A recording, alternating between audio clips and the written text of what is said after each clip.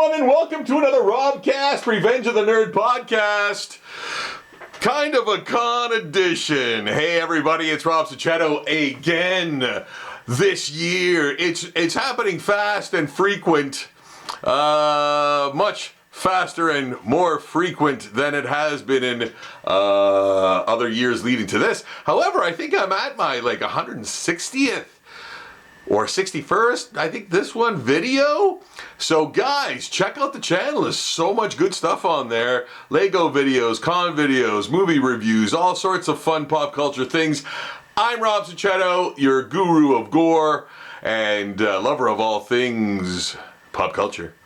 I'm coming to you because I was just at a wonderful well, it was a retro fair. I don't know if you'd call it a con proper, but yeah, man, that was the vibe. Before I get into it, I'd just like to say one thing. I have a Patreon page that I post a new zombie drawing or painting on every single day. And I have been doing that in some way, shape, or form, consistently on Patreon for a number of years. But I have been doing that for a number of years on other sites. Until all of it culminated on my current Patreon page, which I've been contributing to for a number of years. So every day, new zombie content, new art content. In fact, this will show up on that Patreon page as well. I will put the link in the description below. Guys, please help me create more zombie art, more wonderful pop culture content. Guys, if nothing else, I'm dedicated. I have been drawing a new zombie drawing or painting since 2009. That is a lot of art. I use the proceeds of what I get from my Patreon page to create more art. That all goes into the pile of funds I get, and it goes to buying more traditional art materials. So it's like a never-ending loop. I buy more materials with the funds that you so generously support me with in order to create more incredible zombie art from all across pop culture. Check that Patreon page out. There are pinups, there are dinosaurs, there are video game characters, there are characters from all over pop culture, and a ton of original material as well. So please check that out. Please support that page. It would mean the world to me. Just like giving this video a thumbs up and subscribing to the channel would mean the world to me, and that's free. You can do that for absolutely nothing. Just click the subscribe button and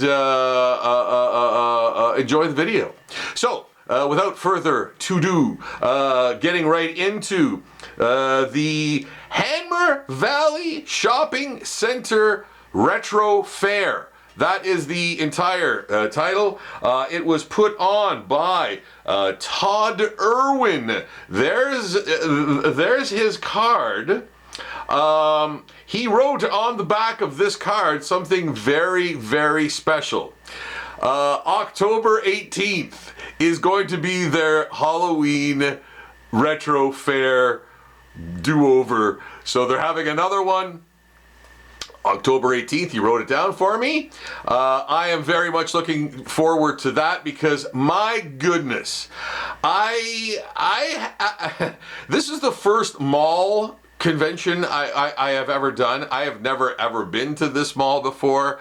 It is not that far from where I live. It's about a half-hour drive, kinda.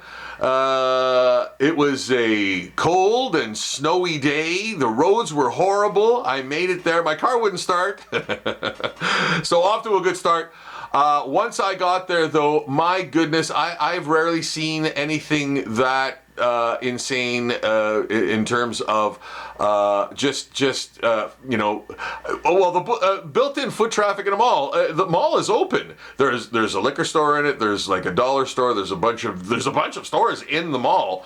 So the foot traffic was already established in there. There were some people that, you know, came to the retro fair portion of it, which kind of circled the mall.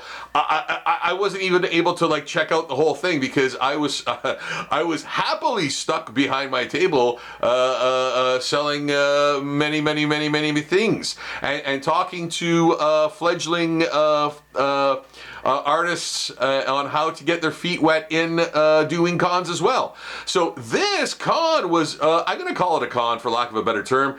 It was free to attend. It was also free to vend. So wow, what a fantastic thing. Right away, it was amazing because no overhead, right? Mind you, you had to bring your own tables, but small price to pay for a wonderful experience. I was busy nonstop. I did not have a lot of faith in this con or event initially. That's the way my head works at this point in my life, in my career, at my age. I'm a cynical old bastard. So yeah, I didn't have a lot of faith in you know, doing well or it being well attended, especially with the weather. The weather was horrible. There was a snowstorm, a literal snowstorm the day before. I had to go out and shovel my driveway twice.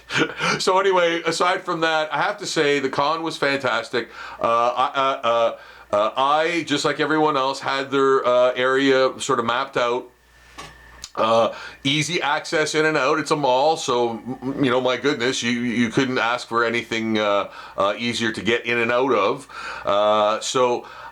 The organizer Todd Irwin, what a fine gentleman that man is.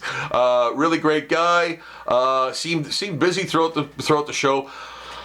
I'm just going to say it. The Retro Fair, I think this was the second one. It was amazing. I had such a fantastic time despite there was a few things on my end that kind of crapped out on me. Like one of my tables literally collapsed in my hands. It disintegrated. I'll get to that. I'll get to that later. No, you know what? It was one of those things. I set up the table and it just fell apart. Like it was just, I guess, old or something. I don't know. But anyway, that was an easy fix and a small price to pay for, you know, just even being there. My head is telling me this. There are a lot of malls out there that are not being used to their full potential. I highly recommend, guys, anyone listening out there who has access to a mall, owns a mall, runs a mall, or has anything to do with people going in and vending at a mall. Guys, do these things every other weekend, once a month, what have you. It will invigorate the people going to your mall to go more often and to check out unique, and that is the key word, vendors for special gifts. Now, even if you charged a bit for a table, you'd be making money where there was no money before. There are a number of abandoned stores in a number of malls. Doesn't matter how good that mall is or how frequently it's you know, trafficked. Trafficked? I don't know if that's the word, but sounds bad. But the point is, you can get more people in your mall to check out other things. If you have vendors who are unique in what they sell, and what they have, and what they've created. And you know what? I've got nothing against people, you know, selling video games and Funko Pops and all that stuff. But you know what? Like, it's not for that. I mean, you can have a con for that. That's kind of what this was. There was many people selling Funko Pops and video games and all that kind of stuff. But like that's more of a pop culture con. I'm talking, man, get some. I mean, because there's already brick and mortar stores that do that, right? I mean, if there are vendors who don't have a brick and mortar store to sell that kind of stuff, then absolutely, that could be one of the weekends that you have individuals who sell that kind of stuff. But have different weeks with people who sell different things, who maybe are artists or artisans or people who create things. I met people who have fantastic ideas, and they showed me some of their ideas. I said, man, that would really sell. I've been around. I know I've seen what sells at these things. I know that people go crazy about these things if you had an outlet for it. And a lot of them are younger individuals who can't necessarily afford to go to a con to get a table. This is what a venue like the one I just did at the Hanmer Valley Shopping Center was like. It was fantastic, and it seemed like a no-brainer because you've got empty halls, you've got some empty stores. Put people in there. Even if it's for a weekend, give somebody a weekend pass for an abandoned store. Charge them $100 a month, and you're in there every weekend. You're making money on something that didn't make money before. Everybody wins. You're gonna make $100 in a day selling your thing at a store if you're an artisan or if you have unique products. I guarantee it. But of course, you have to advertise it. You have to sort of promote it and things like that. I think it's a fantastic idea. Everyone take note. Hear me out. Do it. Try it out. Try to see if it works. See if I'm full of shit or not. I'm the most cynical probably person that you're ever going to meet. Black on the inside. I don't think anything's going to work. This, I actually think it's going to work. I would not be saying it if I didn't think it was going to work. Trust me, I would not utter a single word about it. I really do think it could work. And I don't mean just the Hanmer Valley Shopping Center. I mean any mall across Canada, United States, whoever is involved in doing these kinds of things. Try this out. Try this concept out. Man, I could not believe how well it worked out. Guys, I'm going to cut I think you know where my head is at. I think you know where I'm coming from. I think you know that I thought the weekend was fantastic. I did incredibly well. I talked to others who did very well as well. And this was while other stores were open in the mall. So, guys, thank you so much for listening. Again, please thumbs up this video. Subscribe to the channel for more. Guys, if there's anything you'd like to know, any questions you'd like to ask me about conventions, about creating things, about how to vend at these events, let me know in the comments below. I'd like a conversation going. It'd be great. I'd like to hear from you. All right? So, until next time, thank you so much for watching and listening. And, man, all the best and love. Until next time, Rob saying goodbye.